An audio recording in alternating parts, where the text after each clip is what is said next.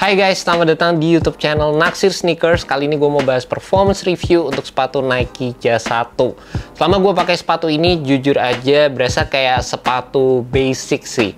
Bahkan bisa dibilang kalau gue bandingin sama beberapa budget model yang gue pernah coba, sepatu ini berasa kayak ya hampir mirip-mirip gitulah guys. Meskipun nggak ada yang salah sama sepatu ini dan ada beberapa fitur yang menurut gue ada yang stand out juga, tapi secara teknologi, secara material, dan lain sebagainya, menurut gue sih sepatu ini memang masih bisa dibilang kayak standar-standar aja guys. Dan seperti yang gue bilang di video initial review, ini merupakan hal yang udah sering dilakukan sama Nike, dimana memang sepatu pertama dari signature atlet terbarunya Nike itu dibuat dengan sistem yang seperti ini. Mungkin Nike pengen lihat dari segi fanbase-nya dulu, pengen lihat dari segi pencapaian atletnya tersendiri, baru setelah itu biasanya teknologi-teknologi yang ditawarkan di sepatu signature berikutnya itu mulai tuh di-upgrade dari seri ke seri guys.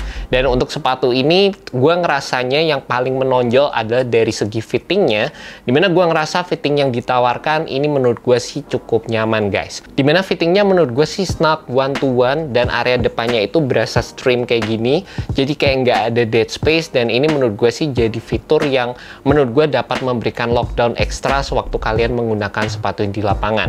Seperti yang sempat dikatakan Nike juga di press release-nya sepatu ini, dimana memang Nike berusaha untuk memberikan containment dan juga lockdown yang oke, terutama ngelihat dari sisi permainannya Ja Morant, yang memang dia itu anaknya suka ngedrive di lapangan, terus suka gocek-gocek gitu, eksplosif. Sepatu yang bisa bergerak sesuai dengan gerakan kakinya, itu merupakan salah satu aspek yang sangat diperhatikan di sepatu ini. Makanya memang waktu gua pakai, fittingnya jadi salah satu fitur yang menonjol banget, dan sepatu ini juga memiliki dua area containment di bagian samping, dimana kalian bisa lihat di sini ada dua synthetic leather material yang ini berfungsi untuk menjaga kaki kalian untuk berada pada posisi yang seharusnya. Dan salah satu aspek yang menurut gue cukup menonjol di sepatu Nike Jazz 1 adalah dari segi tractionnya, dimana gue nggak ada masalah juga sewaktu pakai sepatu ini di lapangan. Tractionnya menurut gue sih cukup oke, solid kalau kalian pengen gunakan di lapangan basket indoor, ataupun bahkan kalau kalian pengen gunakan di lapangan basket outdoor. Selama gue pakai, kalau kalian main di lapangan basket outdoor yang kasar, itu gripnya malah bagus banget. Dan kalau kalian gunakan di lapangan basket indoor, menurut gue sepatu ini juga masih bisa memberikan decent traction yang ini bisa mengcover gerakan kalian di lapangan juga guys. Kemarin kebetulan gue nyobain sepatu ini bareng sama Puma All Pro Nitro, dimana sepatu Puma All Pro Nitro itu punya traction yang bener-bener solid banget kalau kalian gunakan di lapangan basket indoor.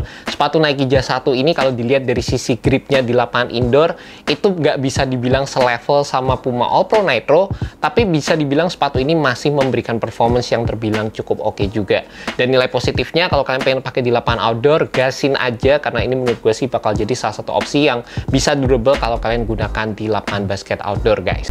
By the way, di video kali ini gue juga mau nginfoin kalian kalau gue lagi ngadain kerjasama giveaway bareng dengan Baller Pro. Kalian berkesempatan untuk ngedapetin satu sepatu Baller Pro BB Pro 1 yang pastinya sesuai dengan size kalian masing-masing. Cara untuk joinnya itu gampang banget, kalian tinggal cek postingan Instagram gue yang ini, ikutin rulesnya, dan langsung kalian berkesempatan untuk mendapatkan sepatu Baller Pro BB Pro 1 ini guys. Yang menurut gue ini jadi salah satu sepatu basket Baller Pro yang terbaik dibandingkan dengan seri-seri lainnya, dimana dari sisi material ini yang paling keren, dari segi cushioning ini juga bisa dibilang yang paling diperhatikan. Jadi pastikan kalian ikutin giveaway kali ini yang periodenya itu berakhir pada tanggal 14 September. Dengan adanya dua kombinasi tersebut, dimana sepatu ini bisa memberikan lockdown yang oke dan juga traction yang menurut gue cukup oke juga digunakan di berbagai macam lapangan, sepatu ini menurut gue bakal cocok buat kalian para pemain basket yang mungkin masih muda guys, dimana kalian nggak terlalu mementingkan impact protection, kalian itu para pemain basket yang suka ngedrive gitu waktu main di lapangan, kalian suka dengan sepatu-sepatu yang memiliki colorway yang terbilang cukup mencolok, eye catching banget di lapangan. Yep, sepatu ini bakal jadi salah satu sepatu yang cocok. Karena sekali lagi kalau kita ngomongin dari sisi teknologinya, dari segi off-profile materialnya, itu berasa memang basic banget. Dimana memang dari segi materialnya sepatu ini menggunakan basic mesh aja, dan ini nggak berasa yang super movable banget waktu kalian pertama kali pakai sepatu ini. Lebih diutamakan dari segi containment, dimana di bagian bawah meshnya ini gue yakin ada backup materialnya lagi untuk durabilitasnya dan juga untuk memberikan containment yang lebih oke.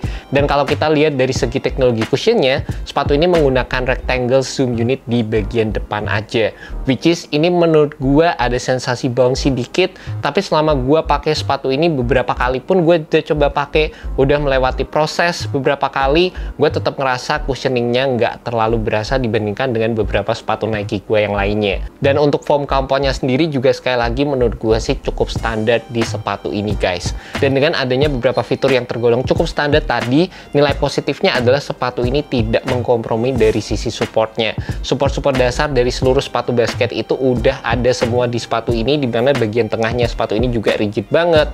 Terus ada lateral containmentnya, base yang digunakan juga cukup lebar, stabilitasnya juga menurut gue cukup oke. Bagian belakang ada heel counter, dan ini tinggal tergantung dari kalian masing-masing apa yang kalian cari dari sebuah sepatu basket kalian.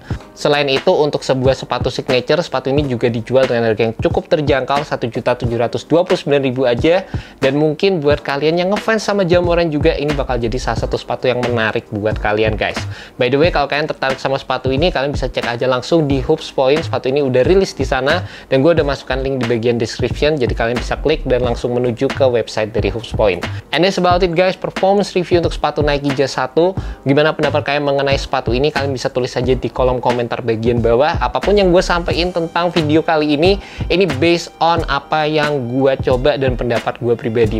Mungkin buat kalian punya pendapat pribadi, kalian bisa tulis aja di bagian kolom komentar, dan gue juga pengen dengerin pendapat kalian guys. Alright, thank you so much buat kalian udah nonton. Semoga video ini bisa membantu kalian dalam menemukan sepatu basket yang cocok untuk kalian. Alright guys, peace.